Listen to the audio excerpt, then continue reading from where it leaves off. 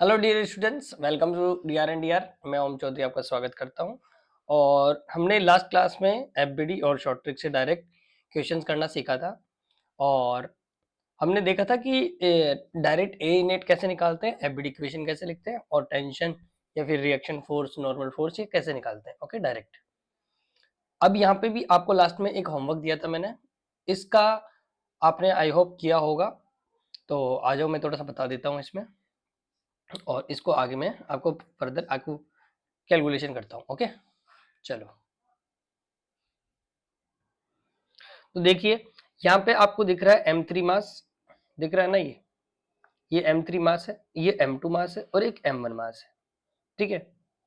अब हम यहाँ पे मान लेते हैं कि ये दोनों M1 से भारी है, या फिर इन दोनों का वेट M1 से भारी है। तो ये पूरा का पूरा सिस्टम इधर से इधर चलेगा, मतलब ये वाला ब्लॉक ऊपर जा रहा होगा और ये दोनों ब्लॉक नीचे जा रहे होंगे, ये मान लेते हैं। ठीक।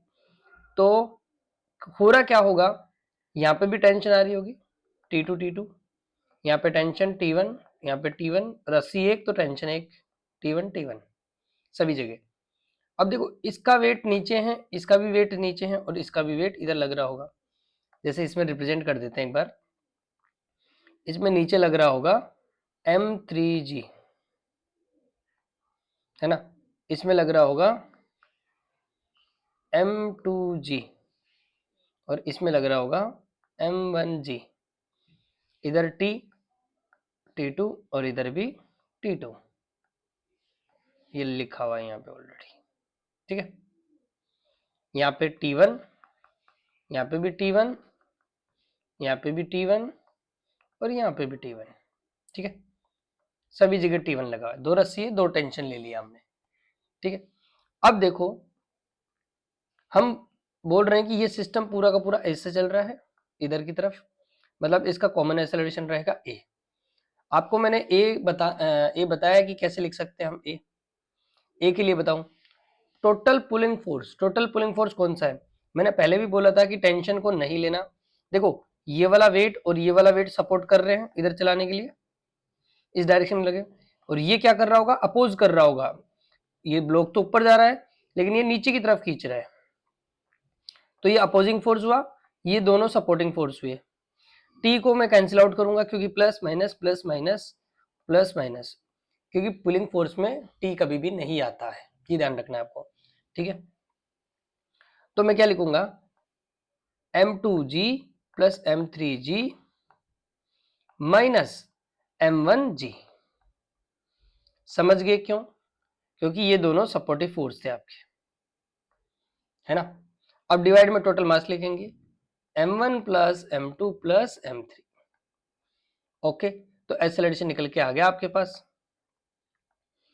जी कॉमन ले लो चाहे से, तो M2 plus M3 minus M1 into g divide by M1 plus M2 plus M3।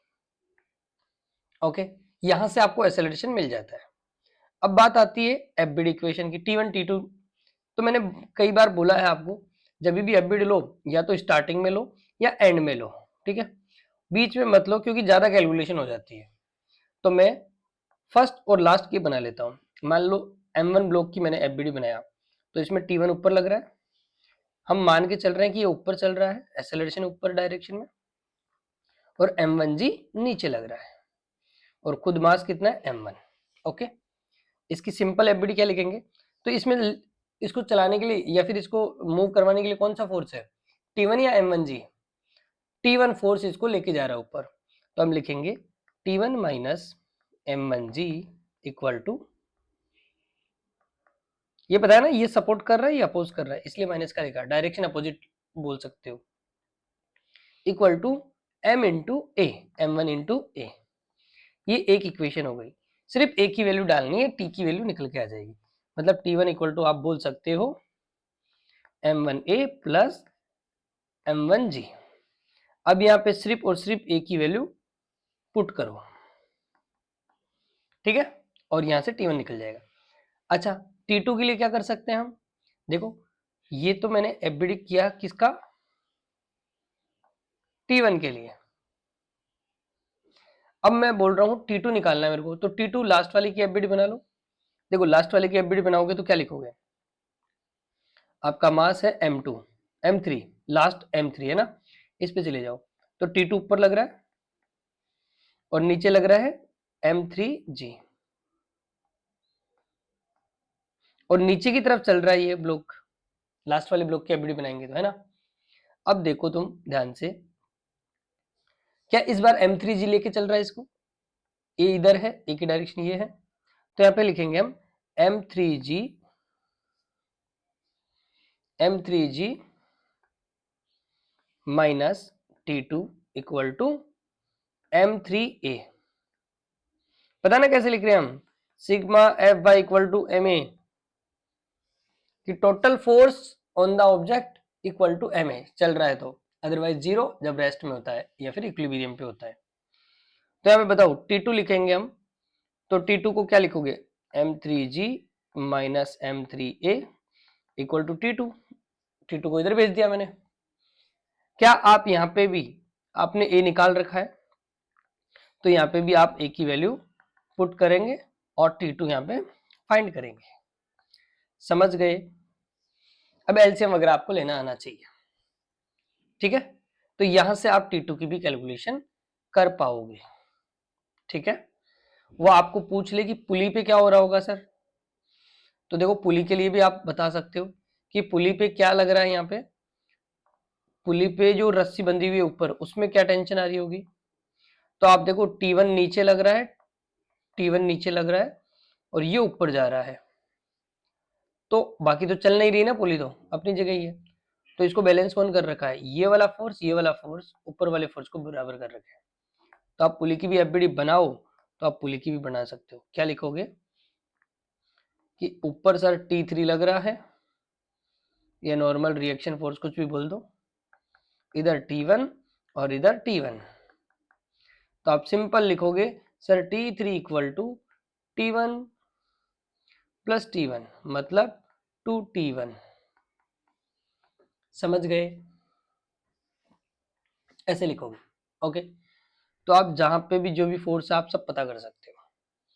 तो ये मैंने पुली के लिए लिख दिया, इससे ज्यादा कुछ नहीं आने वाला, ठीक है। चलो अब देखो इसमें अब अलग अलग डिफरेंट टाइप की केसेस है, वो फटाफट देखते जाओ। आपको बस ये सोचना है कि कौन सा फोर्स सपोर्ट कर रहा है, कौन सा अपोज कर रहा है और किस डायरेक्शन में है, विथ डायरेक्शन। एक्सेलरेशन की डायरेक्शन वाले फोर्स को बड़ा मानना, मतलब उसमें से माइनस करना, जो अपोज फोर्स कर रहा है उसको माइनस करना, इक्वल टू एम लिख देना है। जैसे यहाँ पे मैं बोलूँ कि m2 मास है, इज ग्रेटर देन है m1, ठीक है, और यहाँ पे फ्रिक्शन लेस है, कोई भी फ्रिक्शन नहीं है, यहाँ पे एकदम स्मूथ सरफेस है ये वाली। तो बताओ यहाँ पे क्या लिखोगे आप लिखोगे कि सर अब इसका वेट तो कुछ नहीं कर रहा, इसका वेट तो ऐसा लग रहा है ना m1g, जो कि इसका जो नॉर्मल फोर्स आ रहा होगा उसको बैलेंस कर रहा होगा। मोशन नहीं करवा रहा, ये इसका फोर्स कोई भी मोशन नहीं करवा रहा। अब पीछे कोई फोर्स है ही नहीं यहाँ पे, है ना, तो ठीक है कोई फोर्स नहीं है पीछे भाई। चलो तो ये पूरा का पूरा सिस्टम किधर चल रहा होगा, इधर, है ना। मान लो ए एक्सेलरेशन से चल रहा है, तो यहाँ पे क्या लिखेंगे हम, इसकी एफबीडी बनाए तो m2g, इसका वेट नीचे लग रहा होगा। अब एक रस्सी है तो टेंशन मान लेते हैं T, इधर भी टेंशन मान लेते हैं T, इधर भी T और इधर भी T, ठीक है। अब टेंशन तो आपके पास पुलिंग फोर्स में आती नहीं है ना, तो पुलिंग फोर्स ओनली कौन है यहाँ पे, तो एक्सेलरेशन लिखोगे आप, तो सिर्फ और सिर्फ पुलिंग फोर्स कौन है यहाँ पे, देखो इसके कोई पुलिंग फोर्स नहीं है, यहाँ पे तो टी लगा हुआ है बस, तो ये टी से कैंसिल आउट हो रहा है, यहाँ पे भी टी लगा, ये टी से कैंसिल आउट हो गया, तो सिर्फ और सिर्फ m2g इसको खींच के लेके जा रहा है, मतलब इसका जो वेट होगा वही खींच रहा होगा इसको, अपोज करने वाला कोई फोर्स ही नहीं है। यहाँ पे हो सकता था फ्रिक्शन, हो सकता था, बट फ्रिक्शन भी नहीं है यहाँ पे, वो फ्रिक्शन के केस में पढ़ेंगे हम। तो यहाँ पे सिंपल m2g खींच के लेके जा रहा है, ठीक है। तो पुलिंग फोर्स, एक्सेलरेशन लिख लेंगे नहीं, सिर्फ पुलिंग फोर्स की रिक्वायरमेंट होती है, तो आप लिखोगे कि सर m2g ओनली खींच रहा है। टोटल मास, अतः सिस्टम का टोटल मास तो पूरा लिखना पड़ता है हमें, तो लिखो m1 प्लस m2, ठीक है, ये एक्सेलरेशन आ गया। अब आपको मान लो टी निकालना है, तो टी कैसे, किसी की भी एक इक्वेशन लिख दो जो भी आपको अच्छा लगे। जैसे मान लो मैं इसकी लिख रहा हूँ, इसकी एफबीडी लिख रहा हूँ, ठीक, तो इसकी क्या लिखोगे, सिर्फ टी लिखोगे यहाँ पे इस डायरेक्शन में। इसकी एफबीडी लिखोगे तो क्या लिखोगे, इधर चल रहा है ना ये, तो इधर टी लग रहा है, और किससे चल रहा है ये एक्सेलरेशन से। मास कितना है m1, तो सिंपल सा टी का फॉर्मूला बन गया आपका, T equal to m1 into ए।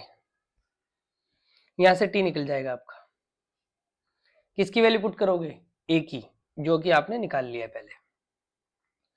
तो टेंशन आ जाएगा यहाँ पे m1 ए की वैल्यू भी रख दो m2 जी अपॉन m1 प्लस m2, ये टेंशन है, ठीक है। अब मान लो इसके अलावा वो आपसे ये भी पूछ ले, ये तो टेंशन आ गई, एक्सेलरेशन भी आ गया, टेंशन भी आ गई। मान लो रिएक्शन फोर्स पूछ ले वो तुम्हें यहाँ पे, ये वाला रिएक्शन फोर्स पुली पे, ठीक है, कि पुली पे रिएक्शन फोर्स कितना आ रहा होगा।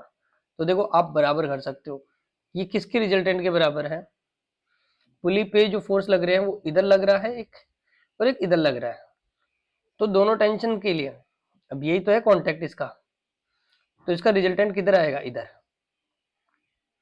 इसका रिजल्टेंट इधर आएगा। तो देखो ये दोनों टेंशन इक्वल है और दोनों एक दूसरे के 90 पे है ना,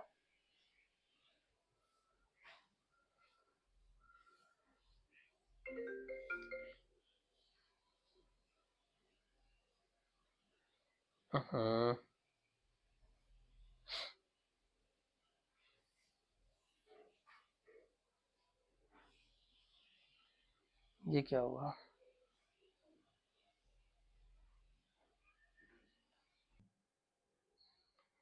तो देखो इसके अंदर हम जब टी निकालेंगे, तो देखो क्या मैं रिएक्शन फोर्स मतलब रिजल्टेंट फोर्स को ऐसे लिख सकता हूँ, टी का स्क्वायर प्लस टी का स्क्वायर, क्यों, क्योंकि दोनों 90 पे हैं, दोनों के बीच में 90 एंगल है, तो 90 पे डायरेक्ट लिखेंगे ए एक्स का स्क्वायर ए वाई का स्क्वायर वेक्टर में, तो यहाँ पे आ जाएगा टी रूट 2, ठीक है, ये रिजल्टेंट आ गया, यही रिएक्शन फोर्स होगा पुली पर, ठीक है। अब बात आती है हमारी इसकी, नीचे वाले केस की। तो अब इस वाले केस में क्या होगा, देखो इस बार m1 जी इधर है, m2 जी मतलब ये भी, इसको भी ग्रेविटी खींच रही होगी, इसको भी ग्रेविटी खींच रही होगी। मान लेते हैं m1 ज्यादा है, यहाँ पे दिया हुआ भी है कि m1 ज्यादा है, m1 ज्यादा इसका मतलब ये मान लो 10 kg का है, ये 20 kg का है आपका, m1 जो है ना m1 ये 10 kg का है और ये 5 kg का है, तो ये 10 इंटू जी 100 न्यूटन से खींचेगा ये, और ये इधर 50 न्यूटन से खींचेगा, तो कौन खींच ले जाएगा, ये, क्योंकि इसमें ज्यादा फोर्स है। इसका mg कोई काम नहीं कर रहा होगा, क्योंकि हॉरिजॉन्टल में तो चल ही नहीं रहा है, मतलब वर्टिकल में तो चल ही नहीं रहा, तो किस में चल रहा है, हॉरिजॉन्टल में। अब मान लो ये 100 न्यूटन से खींच रहा है, ये 50 से खींच रहा है, तो ये ब्लॉक किधर जाएगा, इधर, क्योंकि ये चल ही रहा है इधर सिस्टम पूरा, तो ये पूरा सिस्टम इधर चलने लग जाएगा ऐसे, समझ गए। तो अब इसकी एफबीडी बनाना, अब इस पे ना पहले तो रिप्रेजेंट कर दो फोर्सेस, तो आप रिप्रेजेंट करोगे तो यहाँ पे इसमें है m1g, ठीक है, यहाँ पे है t, यहाँ पे भी t, यहाँ पे भी t, यहाँ पे भी t, पता है ना हमेशा कांटेक्ट फोर्स से निकलता हुआ t बनाते हैं हम, जहाँ पे भी कांटेक्ट है ना वहाँ पे, तो देखो पुलिस से कांटेक्ट, हाँ, तो ये हमेशा जो भी कांटेक्ट है ना जहाँ पे जिससे ये कांटेक्ट है, तो यहाँ से बाहर निकालता हुआ हमेशा पुलिंग फोर्स है, मतलब टेंशन, जैसे यहाँ पे टी बना दिया, यहाँ पे टी बना दिया, और एक रस्सी तो एक टेंशन, सिंपल, दो रस्सी तो दो टेंशन, ठीक है। सारे कांटेक्ट पॉइंट देखो मैंने सब में बाहर निकलता हुआ बनाया है, दिख रहा है ना ये, ऐसे हमेशा, और ये पुलिंग फोर्स में कभी काउंट नहीं होता, क्योंकि एक रस्सी में दो कांटेक्ट पॉइंट होते हैं, तो एक की डायरेक्शन अपोजिट होती है, एक की सेम होती है, ठीक है। तो आप यहाँ पे मैंने ए नेट लिखना सिखाया है आपको, ए कैसे लिखते हो बताओ, ए लिखते हैं सर हम टोटल पुलिंग फोर्स।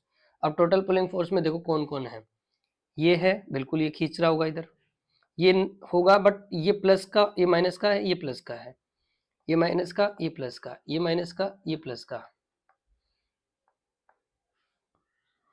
और यहाँ पे भी टी टी दिखा दो, यहाँ पे भी टी। ठीक है, तो टेंशन तो सब जगह से कैंसिल आउट हो जाती है। अच्छा, इसका इसका वेट इधर लग रहा होगा, वेट तो हमेशा ग्रेविटी की वजह से नीचे की तरफ ही बनाओगे हमेशा। ठीक है, इसका वेट कोई काम का नहीं है क्योंकि हॉरिजॉन्टल डायरेक्शन में देखना है हमें, तो हॉरिजॉन्टल डायरेक्शन में टेंशन नहीं आ रही। तो यहाँ पे नेट पुलिंग फोर्स कौन सा हुआ बताओ?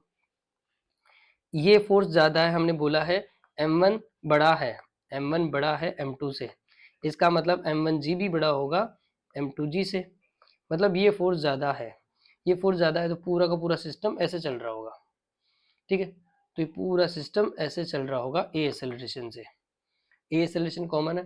तो अब बताओ पुलिंग फोर्स कौन सा है? आपका पुलिंग फोर्स ओनली ये होगा, है ना, इसकी वजह से होगा। और ये वाला फोर्स क्या कर रहा होगा? इसको अपोज कर रहा होगा, पीछे की तरफ खींच रहा है ना ये, तो देखो इसकी डायरेक्शन, तो m2g आपका अपोज कर रहा है। डिवाइड में टोटल मास, अब टोटल मास के टाइम क्या करेंगे? पूरा सिस्टम का मास लिखना पड़ता है हमें, तो तीनों मास लिखो, m1 plus m2 plus m3। ठीक है, तो ये आपका एक्सेलरेशन आ गया है, समझ गए? अब आपको t निकालना है। अच्छा देखो यहाँ पे एक गड़बड़ कर रहे हैं हम, आपने ध्यान नहीं दिया कि ये यहां से लेके यहां तक की तो रस्सी एक ही है ना, तो इसमें T1 दिखाओगे आप, फिर बीच में ब्लॉक आया तो रस्सी दूसरी हो गई, तो इसको क्या दिखाओगे? T2। ठीक है, अब यहाँ पे दो रस्सी है तो दो टेंशन है ना, तो दोनों टेंशन निकालनी है आपको। तो एक रस्सी के लिए अब बताओ, मैंने कई बार बोला आपको एफबीडी मतलब टी निकालना है, तो कौन सी बॉडी चूज करो, या तो स्टार्टिंग या फिर एंड पे, ताकि एफबीडी इक्वेशन छोटी बन सके और कैलकुलेशन कम हो। बीच वाली बना सकते हो लेकिन कैलकुलेशन ज्यादा हो जाएगी, है ना। तो बताओ मैं एक छोटी एफबीडी ले रहा हूँ, ये वाला फर्स्ट, इसमें क्या लेंगे फटाक से बता दो।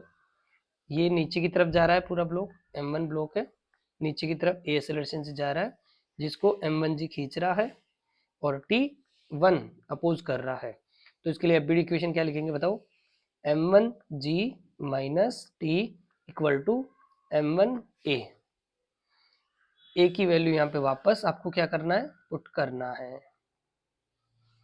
ठीक है, तो यहाँ से आप टी निकाल पाओगे, तो m1g minus m1a equal to T. समझ में आ गया? टी को इधर ले गया मैं और इसको इधर ले आया।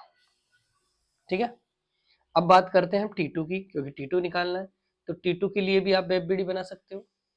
ठीक है, तो देखो T2 ऊपर जा रहा है, T2 लेके जा रहा है इस बार, तो आप दूसरा कलर लेते हैं और यहाँ पे कौन सा मास है वहां पे? M2। तो M2 में T2 ऊपर लेके जा रहा है, M2g अपोज कर रहा है और ये ए एक्सेलरेशन से ऊपर जा रहा है, जो डायरेक्शन है ना वही रखना है। अब बताओ यहाँ पे कौन खींच के लेके जा रहा है? T2। अपोज कौन कर रहा है? M2g equal to M2a।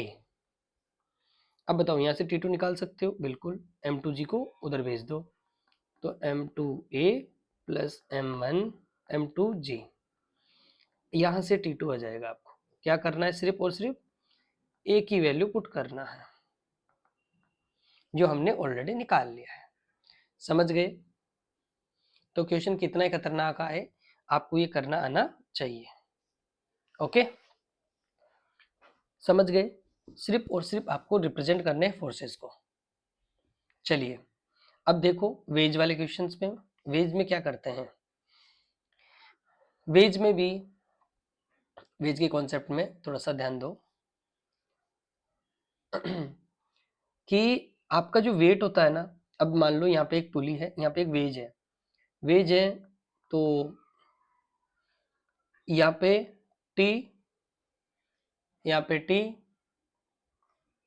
यहाँ पे जी, हमेशा तो ग्रेविटी का ऐसे लगता है यहाँ पे जी, है ना, मतलब इसको देखो ढंग से, इसको समझाता हूँ अच्छे से।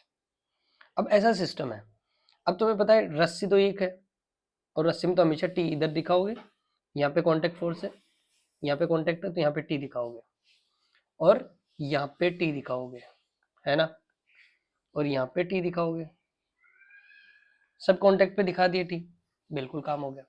अब आपका मान लो ये ब्लॉक आपका एम है, M2 है, तो यहाँ पे m2g तो इधर ही लगेगा, है ना, बिल्कुल। तो अब इसमें फोर्स, इधर भी एक फोर्स लग रहा होगा, तो इसका कंपोनेंट लेना पड़ेगा हमें। अब कंपोनेंट के लिए आपको ये पता होना चाहिए कि ये एंगल थीटा है, तो हमेशा ध्यान रखना ब्लॉक के जो इस कोने में जो फोर्स होता है ना, इस कोने में जो एंगल होता है वो भी थीटा ही होता है। क्यों? क्योंकि आप एकदम वर्टिकल देखो, एक तरह से मैं ऐसे समझाता हूँ लेजर से, यहाँ से आप एक परपेंडिकुलर डालो, ठीक है, तो देखोगे आप ये 90 हुआ, तो ये थीटा हुआ, तो ये 90 माइनस थीटा होगा। अरे एक एंगल 90 है, एक थीटा है, तो ये 90 माइनस थीटा ही तो हुआ, है ना। ये 90 माइनस थीटा हुआ, तो देखो ये वापस 90 है पूरा पूरा, ये इधर वाला पूरा 90 है, तो ये 90 माइनस थीटा हुआ, तो ये इसको वापस थीटा करना पड़ेगा। और एक छोटी सी चीज और समझ लो, जब भी दो परपेंडिकुलर होते हैं तो 90 90 होते हैं सब, है ना। और मान लो ये दोनों परपेंडिकुलर है, इन दोनों परपेंडिकुलर में एक ऐसे लाइन खींच दे, एक ऐसे लाइन खींच दे, वो भी है ना एक दूसरे के 90 पे हो, है ना, ये ऐसे। तो यहाँ पे ये मान लो ये थीटा है ना, तो ये 90 माइनस थीटा होता है, ये थीटा होता है, ये 90 माइनस थीटा होता है, ये वापस थीटा होता है, ये 90 माइनस थीटा होता है, और ये वापस थीटा होता है, ये वापस 90 माइनस थीटा होता है। ये ध्यान रखना। लेकिन कंडीशन क्या है कि ये दोनों एक दूसरे के परपेंडिकुलर होने चाहिए, और ये x x axis y axis ये एक दूसरे के परपेंडिकुलर होती है, तो सारे एंगल ऐसे टूट जाते हैं, ध्यान रखना, ठीक है। तो अब यहाँ पे भी तो वही केस दिख रहा है ना आपको, देखो ये और इसका सरफेस परपेंडिकुलर है, तो ये प्लेन पूरा 90 भी दिख रहा है ना, ये देखो 90 90, और यहाँ पे हॉरिजॉन्टल वर्टिकल हम बनाते हैं ऐसे, तो ये भी 90 90 दिखता है ना। तो इसका मतलब ये थीटा है, तो ये 90 माइनस थीटा होगा, तो इधर वाला एंगल थीटा होगा, ये ध्यान रखना। ओके, चलो एक ये बस ये ध्यान रखना वेज में कि ये थीटा होता है ना, तो ये इधर वाला एंगल थीटा होता है, इतना सा ध्यान रखो बस तुम तो। अब यहाँ पे ना जिधर थीटा होता है इधर कोस कंपोनेंट आता है, ये भी बात याद रखना। तो इधर थीटा है तो इधर क्या आएगा, m2g cos थीटा। अब इसका मान लो इस ब्लॉक का इसके सरफेस का नॉर्मल कभी तुमसे पूछ ले, तो वो तो कितना हो गया, N m g cos theta, क्योंकि ये इसको बैलेंस कर रहा होगा। बस इसका एक कंपोनेंट इधर भी आएगा, देखो इधर cos थीटा की तरफ, मान लो मैंने क्या बोला, m2g, इधर mg है, तो इधर थीटा है, तो इधर क्या आया, mg cos थीटा। तो इधर क्या आएगा, बचा हुआ कंपोनेंट, दो कंपोनेंट एक साथ होते हैं ना, एक mg cos थीटा हो गया, तो दूसरा mg sin थीटा होगा, तो दूसरा mg sin थीटा इधर होगा। ये याद रखना हमेशा, हमेशा वेज इंक्लाइन पे है तो नीचे की तरफ mg sin थीटा होता ही है, फिक्स है, ठीक है। तो ये याद रखने की चीज है आपकी, कि इधर जो फोर्स लग रहा है ये लग रहा है, ये फोर्स ही ध्यान रखना। अच्छा इस m1 की बात करते हैं, तो m1 में नीचे की तरफ एक फोर्स लग रहा होगा, अब ये तो इंक्लाइन है ही नहीं, इसमें तो सीधा सीधा वर्टिकली लग रहा है, तो वो m1g हो जाएगा।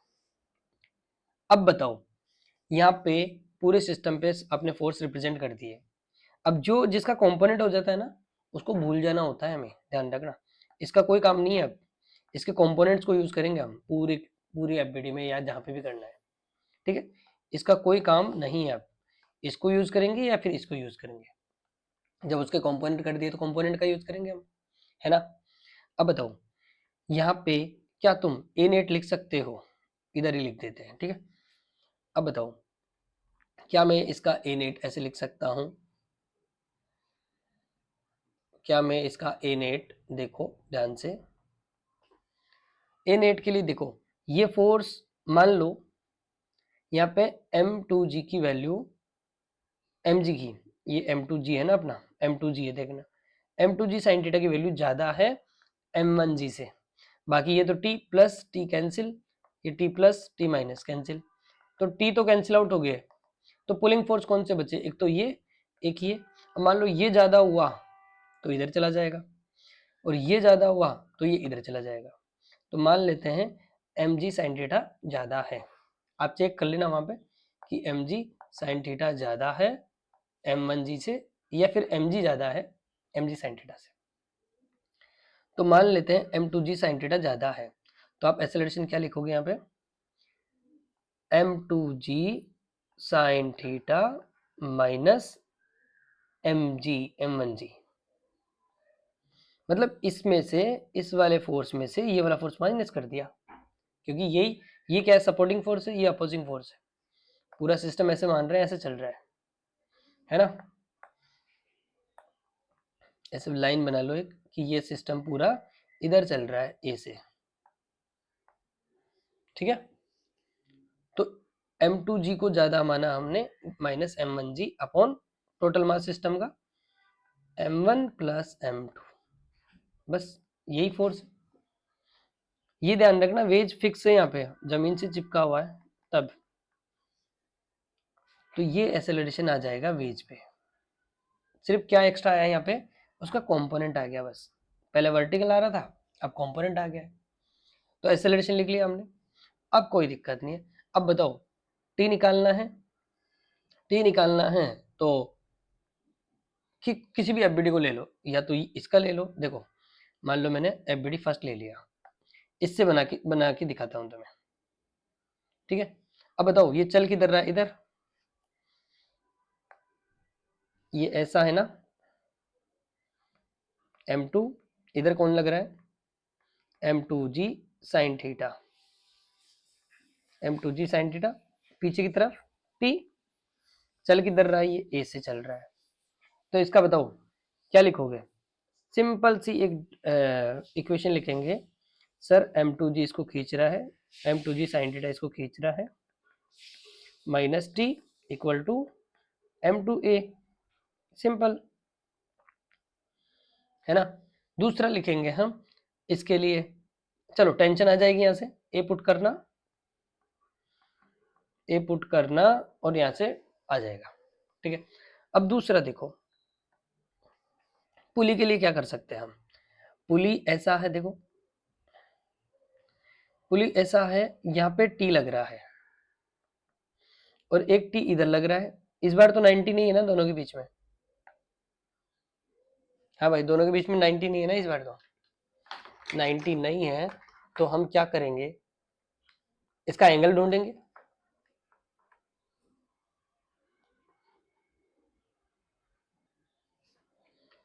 तो अब देखो इसके अंदर हम देखेंगे, ये 90 पे होता है तो डायरेक्ट लिख देते t√2, जैसे ऊपर वाले केस में किए थे, बट यहाँ पे हम पता करेंगे कि देखो ये वाला एंगल थीटा है ना आपका, और ये 90 है, तो ये कितना होगा, 90 माइनस थीटा, तो इसके बीच में, इसका मतलब इसके बीच में ये जो एंगल है वो कितना है, 90 माइनस थीटा, समझ गए। तो इसका जो रिएक्शन फोर्स होगा, मतलब रिजल्टेंट फोर्स होगा, है ना, वो आप निकाल सकते हो। वो कैसे लिखोगे, देखो वो लिखने के लिए आपके पास सिर्फ और सिर्फ आपको वेक्टर आना चाहिए बस। तो ये बताओ एंगल कितना हुआ ये इनके बीच में, सर 90 माइनस थीटा, ठीक है। तो रिजल्टेंट लिखने के लिए आप वापस बेसिक फॉर्मूला आपका root of T square, sir T square plus 2t1 t2 cos 90 minus theta, समझ गए, ऐसे लिखना है, ध्यान रखना, ओके। तो यहां से आप इसको कैलकुलेट करके आप रिएक्शन फोर्स ऑन पुली भी निकाल सकते हो। आई होप आपको ये समझ में आ गया होगा, ठीक है। अब लास्ट दो केस और देख लो, छोटे छोटे, या फिर एक देखो पहले। इसके अंदर क्या हो रहा है, देखो मान लो इसके अंदर, हम मान लेते हैं इसके अंदर कि इसका जो मास है वो आपका m1 है, इसका मास m1 है, m1 मास है, ठीक है, और इसका m2 मास है। अब इस बार क्या, इस बार क्या ऐसा, तुम ऐसा लिखोगे, तुम सिंपल इतना सा लिख रहे हो, देखो कि मान लो m1 ज्यादा है m2 से, तो क्या ये इधर खींच ली जाएगा, क्योंकि तुम्हें लग रहा है ना m1 मास ज्यादा है m2 से तो खींच ले जाएगा, नहीं ऐसा नहीं है। डिपेंड करता है इसका एंगल भी कि कितना इंक्लाइन है, ध्यान रखना। तो यहाँ पे m1 m2 से ही हम नहीं पहचानेंगे कि कौन ज्यादा फोर्स लगा रहा है या कौन खींच के लेके जाएगा, हम उसको कंपेयर करेंगे इसके कंपोनेंट से। याद करो पुली में क्या करते थे हम, इधर m होता था और इधर m2 होता था, है ना। तो दोनों को कंपेयर करते थे कि m2 ज्यादा है तो इधर खींच ले जाएगा, ये m1 कम है, m1 ज्यादा है तो वो इधर खींच लेके जाएगा दूसरी साइड। बट यहाँ पे हम ऐसे कंपेयर नहीं कर सकते क्योंकि वेज के केस में एंगल आ जाता है तो एंगल का इफेक्ट आता है वहां पे। अब देखो यहाँ पे मैं मतलब अभी एंगल सिखाया था ना, कभी भी इंक्लाइन दिख जाए तो आपको पता है ना इसके प्लेन के अकॉर्डिंग कौन सा आता है, इधर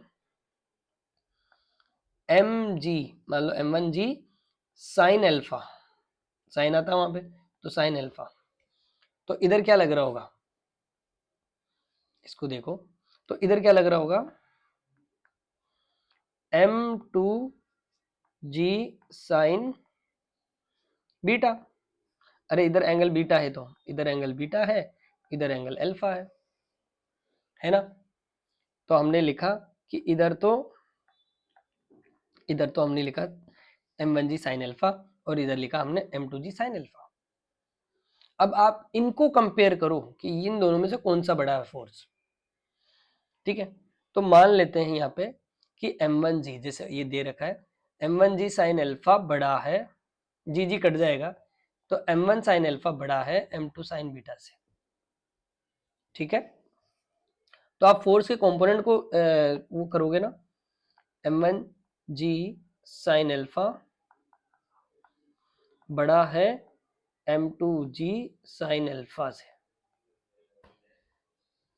ठीक, ये इससे बड़ा है तो जी से जी कट गया, तो हम कंपेयर करेंगे ऐसे।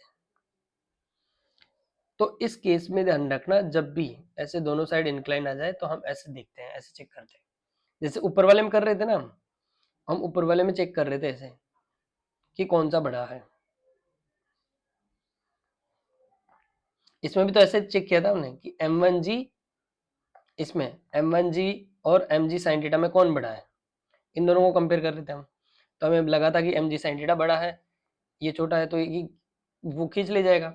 ऐसे ही इनमें कंपेयर कर रहे हैं हम, ध्यान रखना, ठीक है, कि ये छोटा है ये बड़ा है तो इधर खींच के लेके जाएगा, मतलब पूरा सिस्टम ऐसे चल रहा होगा।